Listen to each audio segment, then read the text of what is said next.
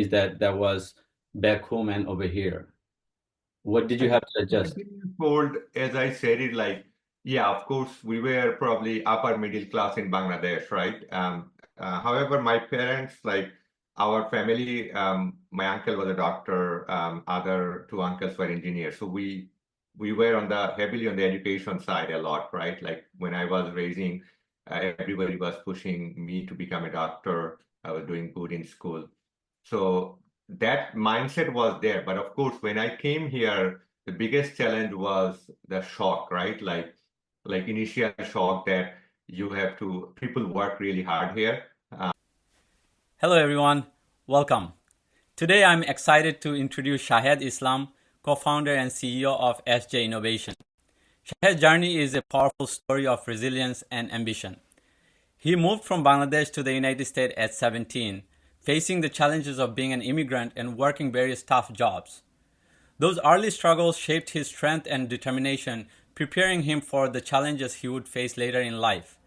Although initially on a path to become a doctor to meet family's expectation, Shahid discovered his true passion for computer science in college and never looked back. His unwavering dedication led him to found SJ Innovation, which he and his wife have grown into a global company. Beyond his entrepreneurial success, Shahed is dedicated to community building, extensively networking, and charitable work through the Optimist organization. Let's explore his inspiring journey and the lessons he has learned along the way. No. All right, how are you? I'm good, good. Yeah, Just a busy morning as usual. Entrepreneurship.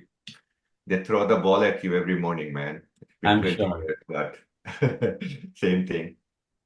Yeah, that's the good and bad part about owning business. I'm sure you have to always be on it. You, Mhm. you can never you cannot just close your eyes and say that forget about it, Mhm. right? Yeah, yeah, definitely. Definitely. That's what it is like, But I think if you enjoy what you do, then the stress does not get on you. Like, yeah, it happened, but most of the time I enjoy doing what I do. Like I am super excited every morning waking up. Yeah, that's amazing. That's the most important part, right? Like if you get to enjoy it and in the meantime, if that works for you, that's a good place to be.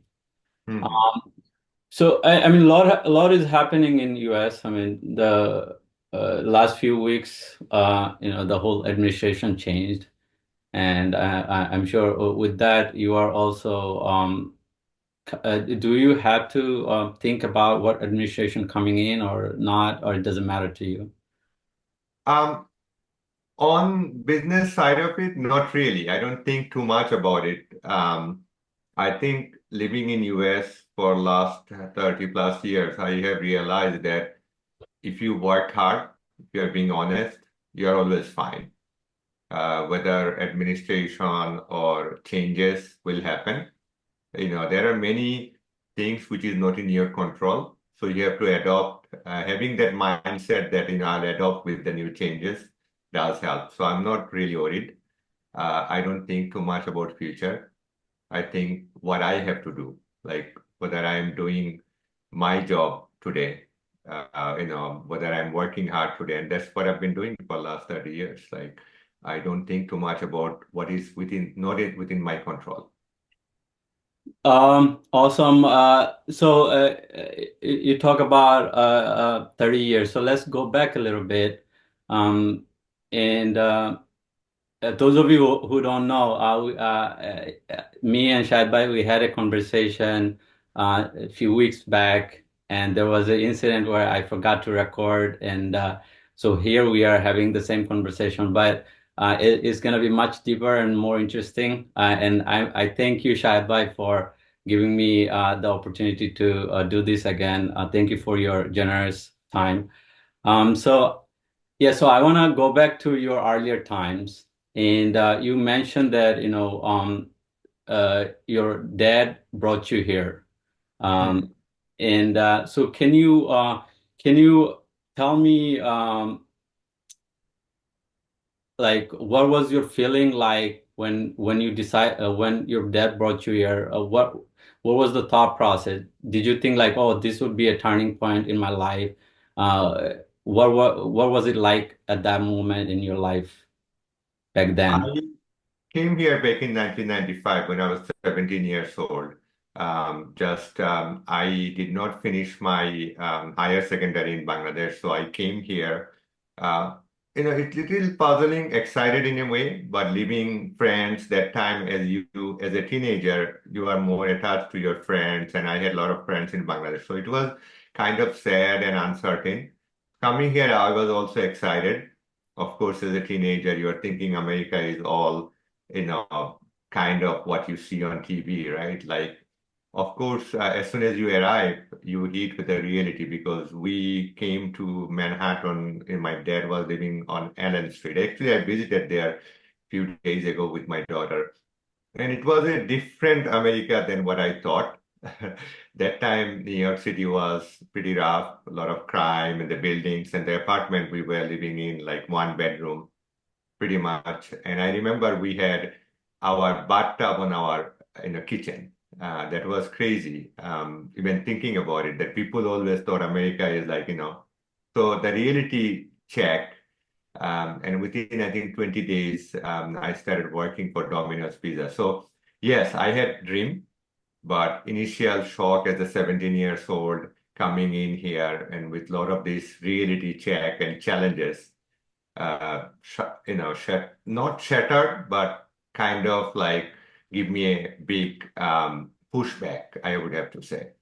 So it is initial shock, took me a while to overcome. Okay, I mean, moving to a new country always could be very surprising with the new changes. And as far as I remember, in 90s, you are from Sylhet, right? Uh, Yes. so as far as I understand, the Sylhet, our district started migrating earlier than rest of the country. Uh, Mhm. that's what I kind of gathered from like they first started migrating in England, then US. And back then the education was like even if you finished education, it was very rare to find a job in Mhm. Bangladesh. Um, and everybody was kind of thinking about if they had someone in, especially in Sylhet district, and tell me if I'm wrong, if you have someone abroad, you are always thinking, someone is always thinking about like, oh, if this person grows up, they're just gonna go to somewhere abroad. Um, and that was the thought process. And if one person in the family had someone abroad and they're all set. And people in that family were living kind of lavishly. Now, and that became kind of middle class. Now, when that family kind of moved to US, it becomes a huge shock for them, even though like for example, the quality of life over here might be very low when you are moving here, but at the same quality of life that person was living to send money back home, they're living much higher standard. So what stood out for you in that regard, like when you came into this country and started living, and the change that was back home and over here? What did I you have think to adjust? 17 years old, as I said it, like, yeah, of course, we were probably upper middle class in Bangladesh, right? However, my parents, like our family, my uncle was a doctor, other two uncles were engineers. So we were on the heavily on the education side a lot, right? Like when I was raising, everybody was pushing me to become a doctor. I was doing good in school. So that mindset was there. But of course, when I came here, the biggest challenge was the shock, right? Like initial shock that people work really hard here. It's a tough condition. I started feeling guilty that how hard my father was working, right? And as soon as I come and I see that he's working on Domino's Pizza as a delivery person, I did not want him to just do this himself. So we asked him if we can join, and luckily we kind of got into the job very easily. I was distributing flyer at that time. So I would have to say that it is a shock, but however, me and my brother took it more positively in a way, and we were kind of ready for this, but the shock was there, right? The challenge. Later in life, I realized that this kind of like kind of what we got into initially, coming in and within 15, 20 days started getting work and going to college and trying to do everything, made me what I am today.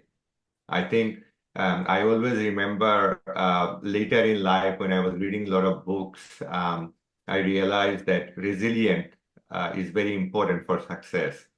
And if you are spoon-fed with a lot of good things initially, you cannot become successful in later in life. I mean, rare cases it can happen. So in early days, when you face tough challenges, when you work hard, it makes you better and better in later life.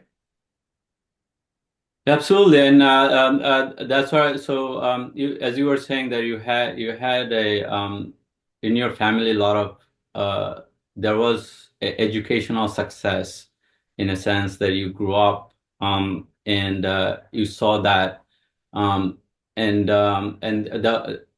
from that I would say what was did you did anybody in your surrounding where you looked at and was like, okay, even though I'm here, I'm struggling in this stage.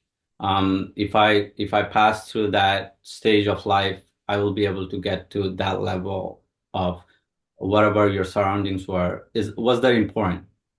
Yeah, yeah, definitely. My uncle, who was a doctor, Hirashtra, used to call him. He was my idol.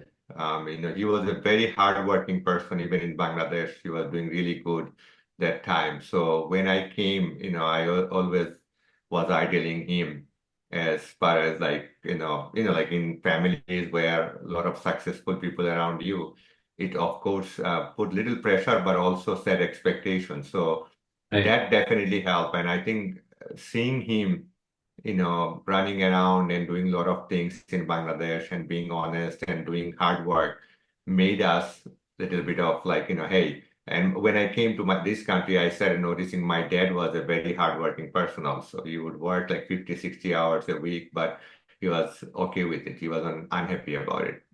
Right. So hard work comes from your family very much. Like you were always you were surrounded by hardworking people, and that kind of gave you that push that this is needed to be successful in life. Is that what it is? Yeah, yeah. I think definitely family and surrounding people do make an impact, right? Right. As you know that even in today's age, if you think about successful people, you look around at least five people around them will be who will make an impact on their life. Not 100%, of course, your luck and a lot of other things, but I would have to say 50 or 60% of the time, people whom you are surrounded with will decide who you will become in future. Yeah, absolutely. That's true actually. And growing up, as you were saying that, there was this thing that your family wanted you to become a doctor, or and for you, what was it? What did you think you would be, and did that change, or why did that change? How did that change come about? So I think going back in 95, I came to this country, right, and Right. started working on Domino's Pizza. I passed my GED that time from by self-educating myself, and then I got into the LaGuardia Community College, um, and I was working on Domino's Pizza. I remember like 95, 96 was very pivotal moment for my life. It was really hard work. And since I left a lot of my friends in Bangladesh and I was pretty much alone, few friends came from Bangladesh, I was struggling. And I remember one of the thought process which helped me to keep going. And later in life, I realized that what I become because of that thought process that I wanted to go back to Bangladesh. I wanted, I did not want to stay here. And a lot of people heard that. I realized that people who come on the young age, left their friends or family, they just want to have a temporary life here and they always dream going back to Bangladesh. So I remember when I was delivering pizza, in between the pizza delivery or flyer distribution, I would sit there and think about how do I go back to Bangladesh? And one thought process came in. I would go back to Bangladesh, maybe have an office, and travel back and forth. And that kind of thought process I was dreaming, the daydreaming Right, to right, keep me going. And I repeatedly thought about it to keep myself going. Because imagine that on a cold day, you are delivering pizza and you are like tired, you're exhausted. So something has to keep you going, right? I was taking M5, M2 bus to downtown from 82nd Street or 74th Street to 2nd Street. And that 1 hour bus drive, I was daydreaming a lot, just keep me going. right. And that actually created certain kind of like entrepreneurship mindset, I would have to say. And then Uh-huh. I got into St. John's University to do pre-med as my parents wanted. Remember, like when you are coming from Bangladeshi family, nowadays it has changed, but that time it was parents who decide what you want to study. Right, Pretty obvious, right? So I got into the pre-med and on St. John's, and I was studying first semester. I hated chemistry and biology. Like I was like doing really bad. As soon as I got in, I also needed a job. Remember, I was working on Domino's Pizza, but then luckily St. John's University had a computer lab, and I went there and just applied. I needed a job, right? Like even though I was working on Domino's, I was just like, how to make more money, right? So right. I got the job, and then like the computer lab, you are dealing with computer, and I had a good supervisor, and she was really teaching me how to do stuff. And then I saw internet. And within that semester, while I was doing really bad, I got into like web development and website design. I started learning. I decided to drop pre-med. I didn't even tell my parents. And it was rough few semester because my parents did not get it why I'm changing. Remember that time computer science was like nothing compared to what it is right now. So I switched my major from pre-med to computer science without telling my parents, and I got into this website design. And as soon as that time, internet and Yahoo just came out, no Google was there. I'm talking about 1997, and I started learning web development, switched my career from the pre-med to computer science. I would say this is the pivotal moment of my life. It was pretty tough, but later a lot of things happened. I will share with you a little bit later, but this was something which is definitely changed who I became today. So I want to go, that is great, and I want to go a little deeper on that. What made you think that this would be a big thing, or this is something that you could make a career out of it?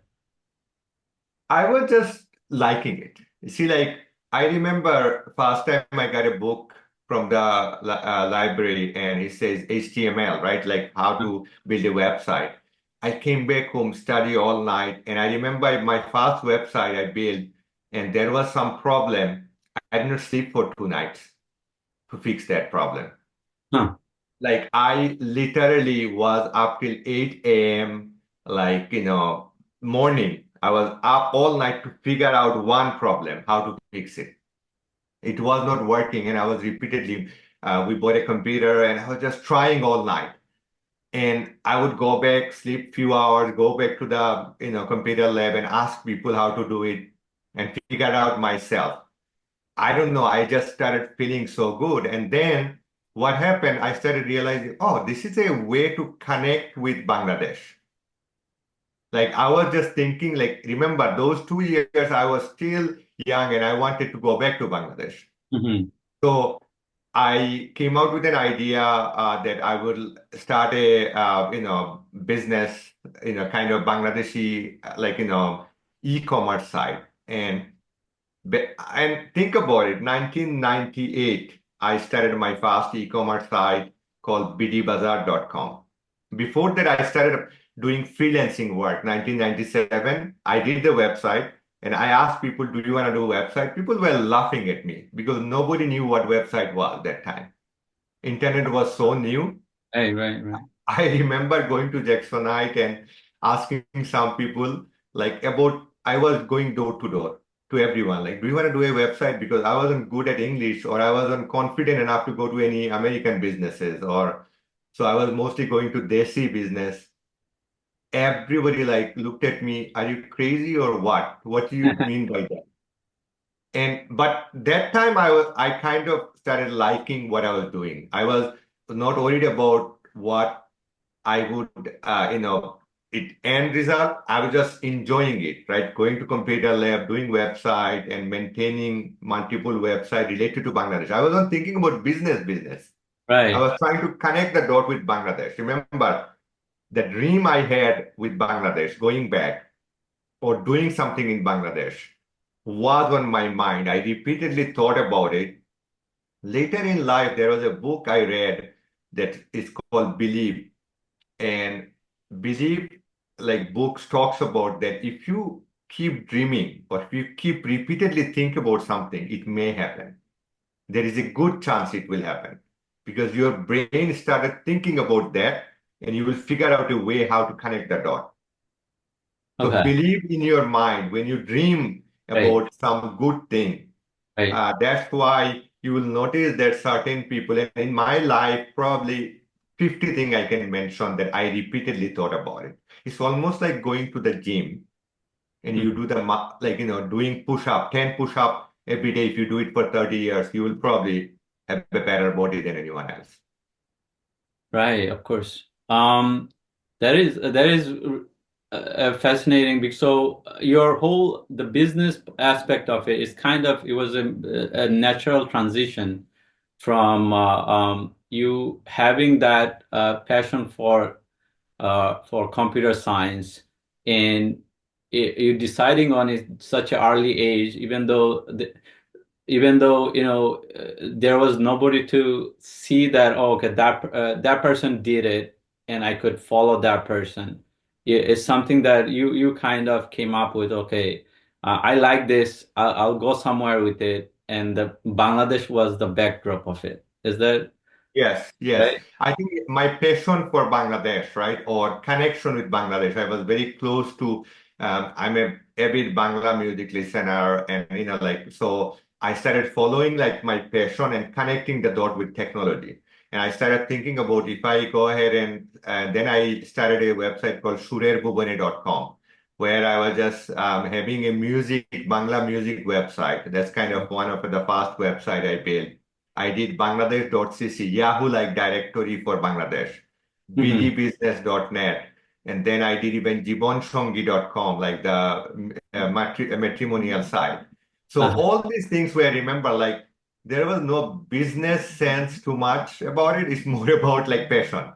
Like how do I go ahead and connect Bangladesh with me, right? And keep me going. And that curiosity kind of gave you that edge of just keep learning about it, right? Exactly. Right. Like while you are maintaining a website and building a e-commerce website, you learn business. Right. When I started bdbazaar.com, I remember like that was a big pain for me because I was paying a lot of money using a third-party provider to and my parents didn't even understand. Nobody understood it. They were laughing. I went to Jacksonite and said, "Hey, I want to sell CD. Like where, what, right?" So I would take the CD, and when an order comes through. It took me almost 9 months to get one order. Imagine every day I come in and check whether anybody placed an order for Right. a music CD or a VHS cassette that time I was selling. It was on a good marketing or good, there was no demand that time, honestly. Very few demand, right? But it Right. took me what it kept me going that I was enjoying it. So you could say accidental entrepreneurship Hmm. in early days. These are all freelancing work though. I was paying from my personal money, no profit I was making. I mean, some of the work I did, making some website for people. There was this travel agency, Accra Travel. He reached out to me because I had the website. Hey, can you do a website for me? And there is this guy, Butala Emporium from Jacksonite, and he is still my client. But those early days, like entrepreneurship mindset happened because of my passion for Bangladesh and music and few things. So while you were doing that, I'm sure the money wasn't flowing in. Were you doing something else Oh, I was working for Domino's Pizza. Okay. So you Life were was still hard, man. Yeah, I was working for Domino's Pizza on the weekend. I okay, was working on the computer lab after class. So okay, my life was pretty packed. I would wake up at 7 o'clock, go to university, have some classes. In between, I work. I work till 4 days, 5 days a week. I'm working till full packed schedule. right, right, Friday evening, we come in, me, my brother, my dad. We went to Domino's Pizza from 5 p.m. to 10 p.m., 11 p.m. Some days we come back at 1 a.m., and then oh. like the life was pretty tough. Like it was packed schedule. So I'm sure, the whole family was working hard, and they were also looking toward you. You were going to college, and they're hoping their hope is that my son is gonna be doctor, or will be making something once they're. When you told them about your passion, how did they take it? Not initially. My dad was okay with it. Of course, my parents, like somehow after a while, because I was working on a computer lab and they started seeing that I had a job because of the new passion. I think Okay. initial was a shock. A lot of people did not get it. They used to, like a lot of even relatives and those people were putting pressure, like they didn't know. They thought it's computer. Like, people would ask me, and I was doing a lot of other gigs. I actually teach classes in Astoria Mhm. teaching people about web design and back in 1998. I Okay. was working for other people. Even within few years, I got a job in Manhattan, $20 an hour. Like my dad and parents could not believe it because of they didn't know what I was doing, but they knew I was up to something. Then things settled down. But before that, it was a tough time. And, I was managing all these things. Sometimes my credit card bill would go up, like I maxed out because the hosting bill was pretty tough. Mhm. But I was just following my passion, honestly. There is awesome story. Now that you have gone through that the struggle, and you already figure out what you want to do with your life, and you graduated. Um, Tell me about the career that nobody you don't know anybody who have pursued that career. Now you need to find a job. How did that come about? Job was pretty easy because on my third year in college, I got internship and then part-time job in Manhattan for an agency doing web design. So when I graduated, it was an internet boom back in 1999, right? I graduated in 99. I got 9 job offer immediately. Like there was booming time, like of internet. Right, because Luckily, I got into a job. I used to work in World Trade Center for a company called Empire Blue Cross Blue Shield. right. And I was working there for a few years. I mean, 9/11 happened. And so it was pretty good. That time life was doing okay because good paycheck. And then I was doing also my freelancing work because that was my passion. Like now I have Right. little money. So I was continuing doing that. So job was stable, but I never gave up my passion. I was still maintaining Bangladesh.cc. After work, I would come home and I was running that BD Bazaar. Now, all of a sudden, BD Bazaar started doing really, really well. We Okay. were selling like some month, people would come to our place and we were selling 10,000 tapes, like those VHS tapes. Uh-huh. At that time, remember Bangla drama, like a lot of Bangladeshi movies, people know about it. And then now BD Bazaar became very good. And I was making good money also from bdbazaar.com. My brother got involved. My dad was full time on it. We would buy cassette and CDs from Jacksonite and Uh-huh. ship it every day. Like some days, like 50, 60 order. So we were making some side income from that also. But the So you job was you going you on uh, okay. you would record them or you would buy them recorded? I buy them from recorded from those VHS shop, right? Okay. Adda and there are few Jacksonite shop. I would just have contract with them and I would place order, call them after work. My dad would go and get it. I would go post office on the weekend or my brother, everybody was doing it. And you would ship them to all over the country? Yeah, all over the USA. Oh, wow. That's, Yeah, yeah. I'm sure you have given some good service to the community in that sense. Because people who didn't have the chance of seeing the videos, because New York was easy because there are a lot of video store and people would go and get it. But from other states, I'm sure it was not easy to get that kind of connection to the drama and the movies and stuff like that. Yes. From other stage, it was pretty tough.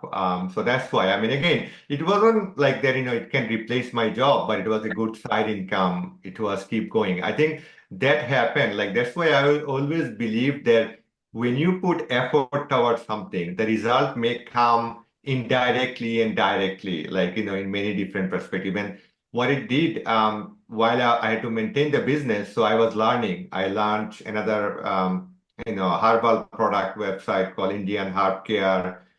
So in the meantime, just to maintain things, I wasn't doing that much web design because of full-time job and two e-commerce site and maintaining all those other websites require a lot of effort also. So I was doing it on the weekend. Oh, that's great. Now that I mean, that was a .com time, the .com bubble, and the 2000 the .com bubble happened. Did it affect you in any way? Yes, it did affect me a little later. Okay. 9/11 happened, Okay. 2001. I at least had the job, but then 9/11 happened and I was working on World Trade Center, right? Hmm. And I lost my job after 6 months because the company moved all the job away from New York and they were doing something else. And that was the toughest time of my life. Everything started falling apart because the business I was running on the side, it wasn't paying.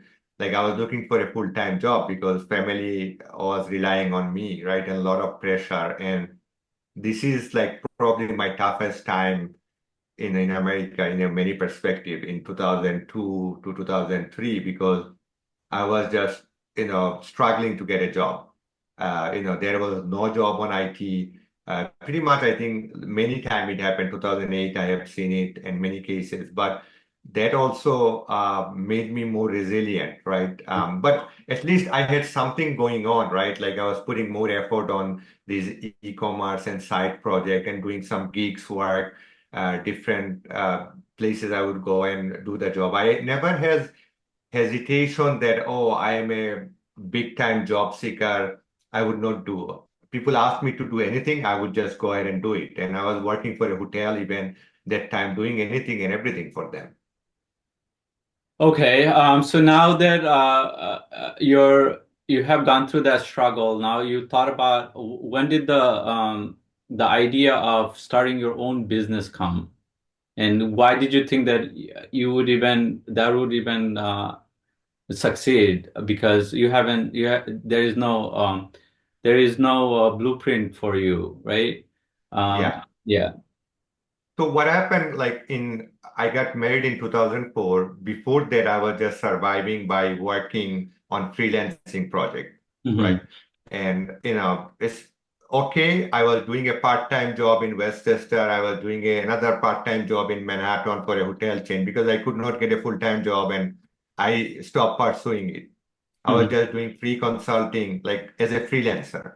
So once I got married, my wife is also a developer. We both software developers. So we thought about like, what about, and she's from England, Manchester. So I love traveling that time.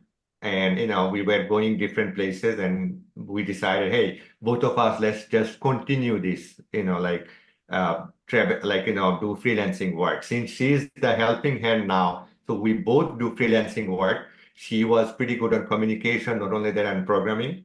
So we would go ahead and do kind of joint, kind of freelancing. And I had all of a sudden I realized, you know what, in order to do the business, I need to register a company, right? Like, because people were asking contract and stuff. We Right. had no idea. So we registered SJ Innovation. Even if you think about our name, we were making a decision instantly. I had no idea what to name the company. Hmm. And we registered a company called SJ. It's like Shahed, and her nickname is Jenny. People ask us, but it's just like one of those accidental entrepreneurship, right? We just like, hey, let's register a company so we can get the work, right? So we were still treating us as a freelancer. We were doing work from home. Like, we used to live in Jackson at that time. We were just doing freelancing work from home. Hmm. It's just for tax purpose and stuff. We registered the company, and I started noticing that more clients that time internet coming back after the bubble, Right. uh, because I have learned how to maintain the e-commerce side. So we got a lot of good clients managing their e-commerce. I would work all night. Sometimes she would go to the client meeting or vice versa. So we were just doing a lot of hard work, and then a lot of time we were traveling to England and other places. Internet, even though it wasn't good internet, but I was able to work from anywhere. So when you say the Shahera Apu, right? Yeah, yeah, yeah. Shahera Apu, she's a developer, so she does Yeah, she's code. a developer. She used to work in AstraZeneca in England. So we got married, and we are both developer. Okay, so you both do coding. Uh, Yes, we both used to do coding, not anymore. so she used to. So you met her in England, or you? Yeah, it's a family arrangement. We Okay. got married. She Yeah, used to so work for AstraZeneca, and did she have to leave her job there to come? yes, she left her job and came here. Oh, okay. So there's also another. I mean,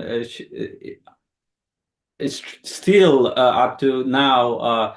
The country is struggling that female being in the coding world, but she adopting it that early.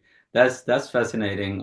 Yes, yes, yeah, I mean, like, even early days, a lot of things, which is my weakness, was she was doing. She was a better than me in many perspective. And I think a lot of people think about our journey of 20 years, like husband, wife is one dynamic. Other dynamic is that did we manage? Because she is probably complementing a lot of things, which is I have weakness, Right, right? right, She's a right. perfect co-founder. A lot of people, she's not on the front, but behind the scene, I know from day one, she is probably more than 50% of the company, right? Running it, idea, maturity level, finance. Right now, she handles finance and HR. So yeah, she was a good developer and still manages company on day-to-day basis with me. That's amazing, Shaba. It's a great thing that you found your life partner, and at the same time, she's in your business. You both are collaborating very well. Um, so now that you have your business, and we talked about it in our last conversation, and what got me very exciting is that your growth, both of your growth from a zero to more than 100 employees, getting close to 200. And you have talked about where while your business is growing, it's also necessary how your growth needed to be also go in that direction. So can you tell me a little bit about from starting to get to where you are, and how that growth has had to evolve in your personal life as a entrepreneur, as a person, and yeah. So I'll divide into three or four part, and I'll Okay. go each chapter, and that will tell you like where our growth, or I would say my growth and our growth happened. Right? The initial period from 2004 to 2008, we would have to say that we are accidental entrepreneur. We were just working. Right. Pretty much like we need to pay the bill, so we were just doing the work, not thinking that it is a company as a company, right? It's kind of freelancing model, which is still exists today. A lot of people do that. We were getting clients job. Yeah, for whatever is required, we were just doing it for past few years. And then we started hiring people. Uh, and that part, like from 2006 to 8, was still as a freelancing. Like, oh, we need a developer to help us because we have too many projects. So let's hire someone. We hired someone in Delhi as a freelancer. We hired someone in Ukraine via Elance. I was pretty much bold enough to make those decisions early age. So it is those period of time is more about putting 60 hours a week from both of us, day and night, while managing the family and everything else, right? A lot of struggle. People do not understand that this is the most stressful time we had. We were not good at finance. We were not good at legal side of it. Within first year, we got a lawsuit from a guy who said that we did not deliver his project on time. We had no contract written properly. So he owned and we had to pay him back, right? Mhm. Yeah. So Wow. the first few years was a lot of ups and downs. At some point, we were not sure whether we can manage that. I thought about going back to the job market again because it is one of those things where a lot of stress, bank is empty, and we wanted to make sure. But something was going on. We were getting clients, right? And one thing me and Shahara did that time, and that's actually in future we realized that what happened, right? We were very passionate about making a client successful. A client would come in, we would do 200% effort on them just to make them successful. We don't think about how much we will get. Mhm. And that actually really helped us in future. Our company's motto says employee happiness generate client success. So the first 2 years we were doing all these things that whatever we want to do to make a client successful. And then we hired people. One thing me and Shaira are very good with people that we respect people, even in India or Ukraine. I would treat them as not my family member, but at least someone whom we respect. How do we make them happy? Like, it's not a single time I had money on my bank account and that I would not pay them. Not only that, we would pay them little extra. We would send them gift. And that motto, employee happiness, we truly believe that if employees are happy, you will be successful and client will be successful. Mhm. That kept going. So the first 2 years was more about, hey, freelancing model, like amateurish. 2008, a big growth happened. All of a sudden, we see that we have 30 people on our roster we were paying. We started realizing that we need to organize. We were getting bigger clients. There are clients who are doing $20 million sale in a year. Mhm. So we need to have a structure. So naturally, we created structure like me and Shahara on the top. And then we started grooming people, right? And those people are still with us. Remember the employee happiness? And Right. then we created the structure. There are people in the company who are still with us from 2006, 7, 8. They are Madhav, Saeed, I can name Mohan, a lot of people who joined us still with us. So we created the structure such a way that it is not us. We became project manager, not developer anymore. We don't do coding. There are project manager, there are developer, there are QA. We introduced and all these things. Remember that those people's job, we were doing it. So we knew how to manage them. Right. Me and Shahara started learning a lot of things about how to manage company. Remember, in our community, there was no one to look after or no one to go and ask for advice. And I was not like, this kind of confident Shahed you see today. I was very nervous. My English was really, really poor. And then what happened? I had to learn everything. And I remember one day I went to a client meeting and client was like, you are really, really bad. You don't know how to manage your company and stuff. I said, I'm going to change that. And every day I would go to Quora and search for something called leadership. I want to Mhm. learn about leadership. I started reading for almost 3 years. Every night I would take my daughter after work. Remember, we had to do a lot of work during daytime, so there is no time. Right. I would take my daughter to bed and read while she's sleeping, read an hour about leadership and apply them tomorrow. What I read today, apply to the team tomorrow. How to create process. There are books available. Then I started reading books.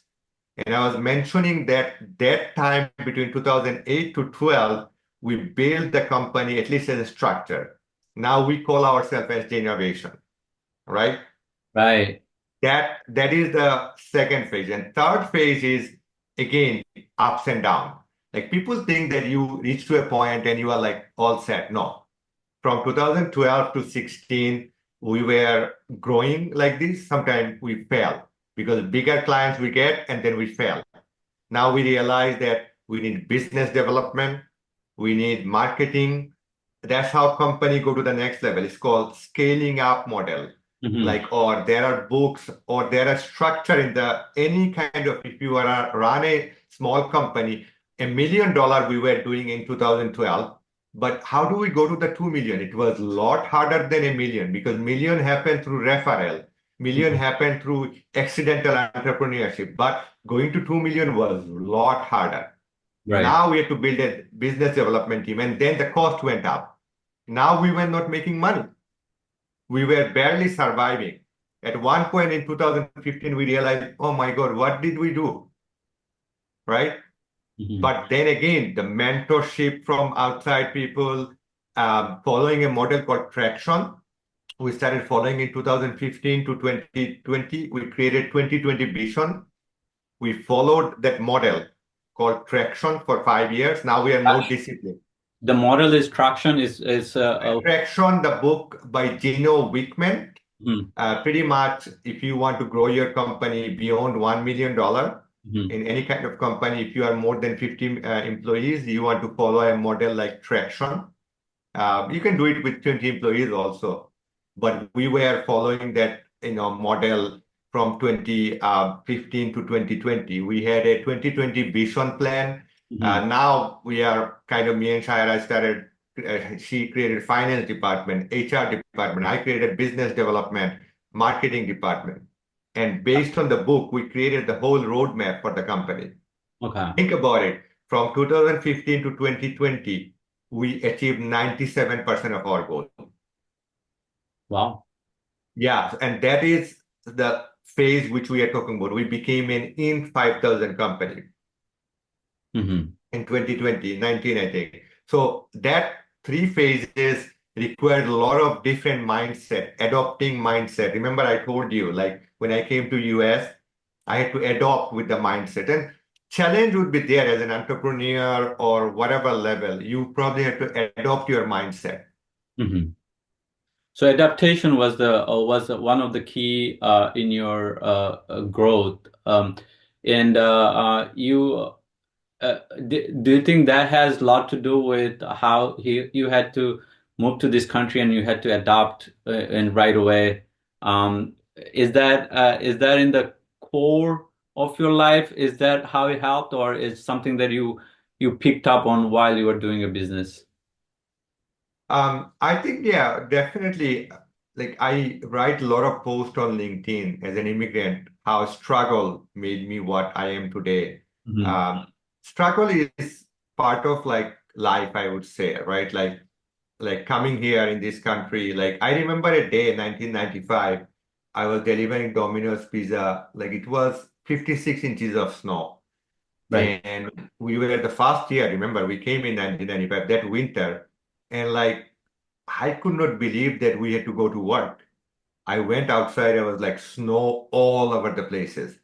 Right. But we had to take the bus to go to work, and the manager was like, go to deliver the pizza. And I was walking. The bicycle we could not ride. But I remember crying because it's so cold. Like that day I came back and I told my dad, I'm going to give up. I cannot do this job. But of course, next day we had to go because of need. But that moment, this kind of tough moment made me realize that, hey, I can do that kind of work. Whatever happening right now, like at one point, me and Shaira had probably a few $100 on our bank account. We were thinking, how do I pay the mortgage or the employee salary? But we was not stopping. Of course, luck, people's help. I'm grateful to the employees who have been with us for so long. Without their support, we would not be here. So adaptation, your like I think younger people when they face some kind of adversity or like kind of tough time, they think that I would give up. I would say there is a book by Angela Duckworth called Greed, and everybody should read that book Hmm. because greed makes you what you become. If you even think about it, right? If you can walk like in a marathon, and that's what people do, right? Right, You right, will notice that successful people do all this crazy stuff. right. They go to 5 mile marathon or 25-mile marathon, and that's what they're greedy, right? Yeah, I mean that's true. I mean, you need to you have to have that grit, or else you may fall when the struggle comes. And you were able to navigate your business to a successful stage, and you were able to adapt with time and with the struggle that went through.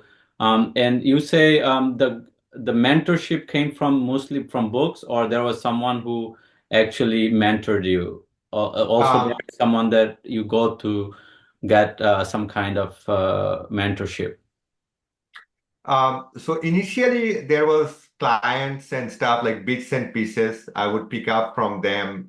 Some people were very helpful as a client. But I think 2012 and 14, I started meeting different people, going to different networking events. I would pick up their brain. Like I always think about who is above me. There are people like right now, Tariq Khan, who is a NYU teacher, has been mentoring us for last almost 7, 8 years.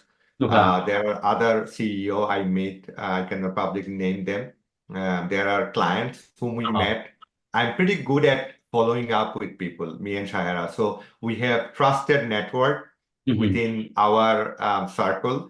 And I am Mr. Zaman, who used to work for Amazon. He has been working, and we are getting mentorship from him also. So, like for me, like it's all about relationship.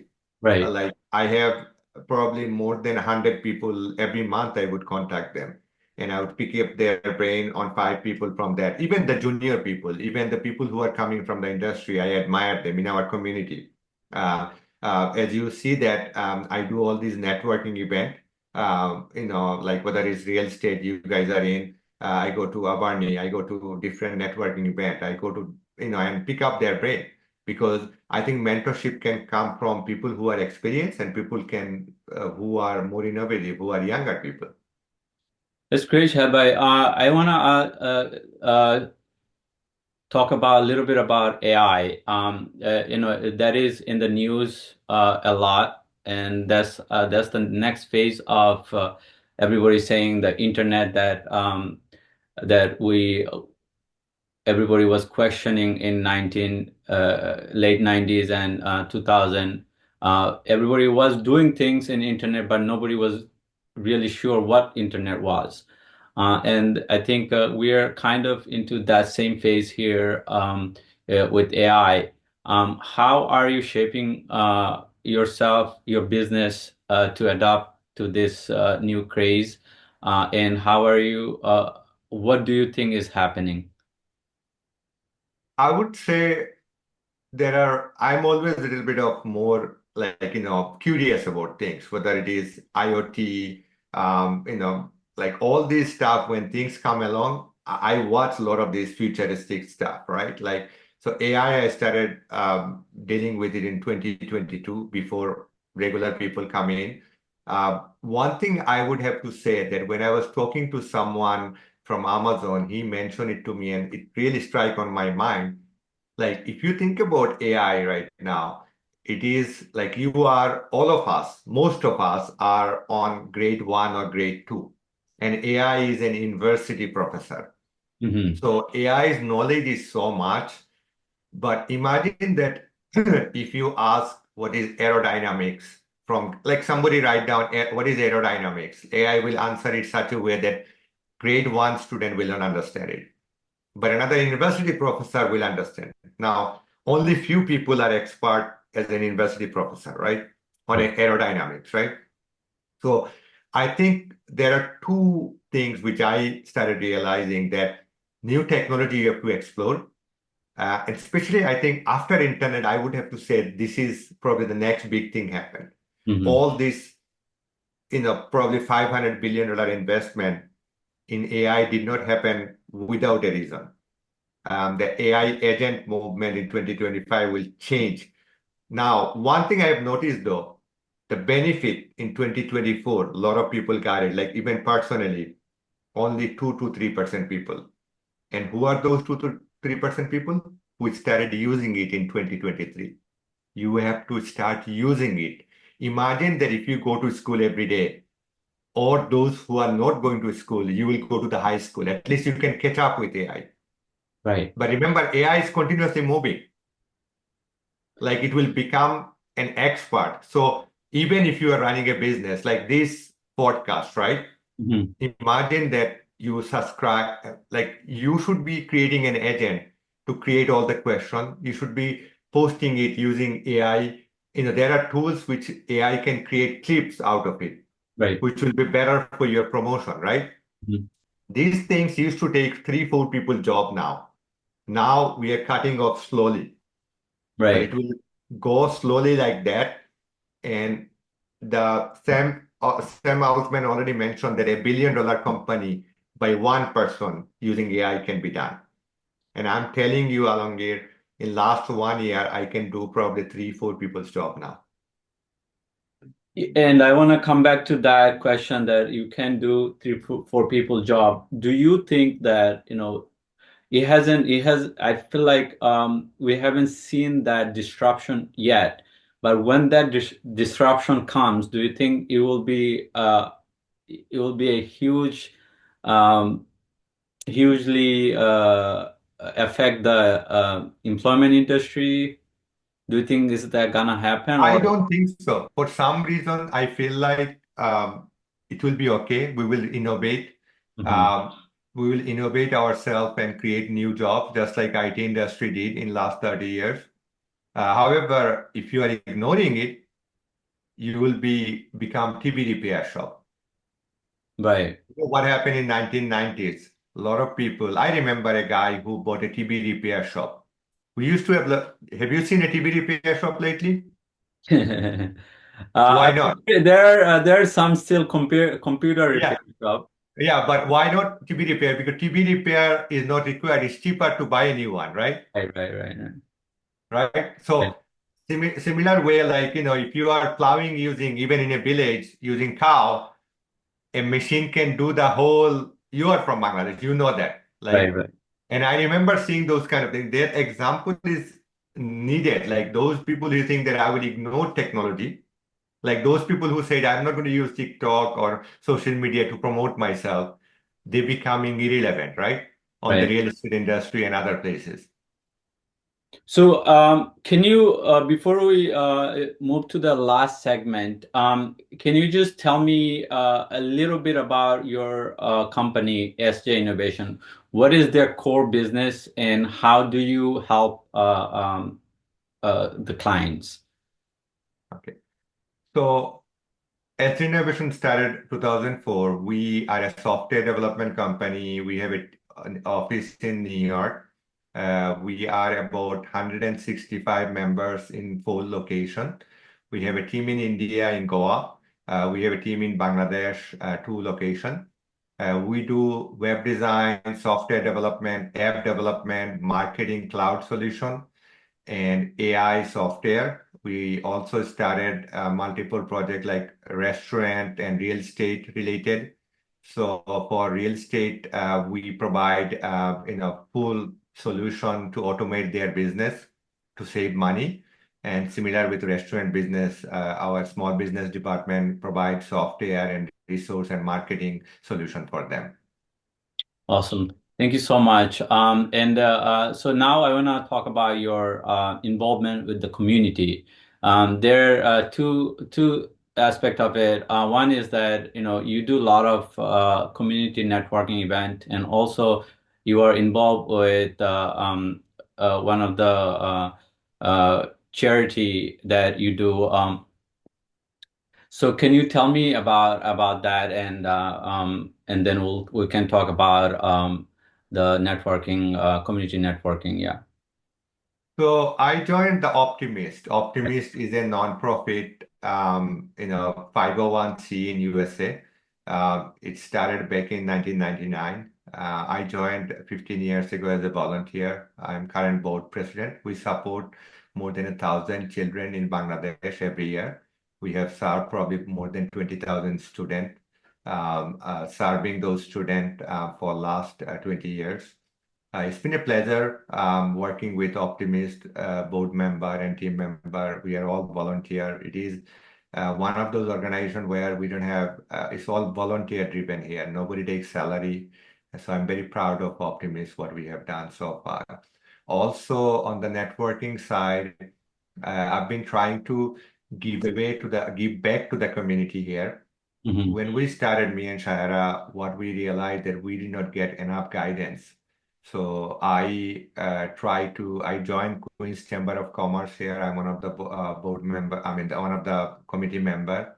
And also there is a brand called Tech Adda. I've been doing technology event, partnering with different groups of people, one with real estate, and then regular technology event. We are doing one on 22nd of November with USBCCI. What our goal is to empower small business owner in our community to get involved with technology, and also our tech people, our younger people to get better jobs. That's what Tech Adda is about. That's awesome. And congratulations. I recently saw that you won an award with the Queen's Commerce Chamber, right? Chamber Yeah. of Commerce. Uh, with the Optimist, you said it's based in Bangladesh. Yes, it is. Optimist is based in USA, the 501c here. So we collect fund here, and Optimist has an NGO in Bangladesh. So we are both legal entity in Bangladesh and USA. Okay. And if someone wants to do something, or how do they just go? What is the website for Okay, the? theoptimist.org, or you can search for the Optimist Bangladesh and you will find the website. You can go and sponsor a child for $135 a year or $310 per year for university student. Um, Thank you so much. I'll leave you with the last question. You are especially helping a lot of, as you said, you have a charity, and also you help the community through networking. So if you could sit down with the young entrepreneur in Bangladesh, from Bangladesh, what advice would you share when they're starting their career? And if they're thinking about opening a business or something. I think number one advice would be, look into the market, whether there is a need for what problem you are trying to solve. I understand passion is something. I also talked about passion, but I started realizing that passion alone is not good enough. So you have to solve a problem for someone or some business. That's number one. Number two is resilient. That means you have to show grit. That entrepreneurship is not about just a straight line. It is like go down, and you have to keep yourself there when you are going down, and you cannot give up. And then show that you can go to the gym, 5 times a week, if it's not 7 days, a week. And number three is, I think, mentorship and knowledge. Knowledge is power. I read 312 books. This week I'm reading 4 books on marketing and sales. And knowledge, without knowledge, you cannot move forward far. However, along with knowledge, you need expert. Knowledge, just reading books or podcasts is not good enough. You actually have to have someone who will mentor you, and probably you cannot go ahead and go talk to someone $50 million business.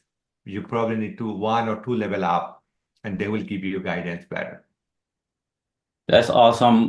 Those are very useful advice. Thank you so much, Adbai. With that, would you like to add anything else before we end this conversation? No, thank you. Thank you, Alamgir. You are doing a great job. And if somebody wants to contact me, best way is LinkedIn. You can search for Shahed Islam and then send me a request. And my calendar, I sometime open up for people to meet, and if they want to. And our networking event, keep an eye on Tech at the event.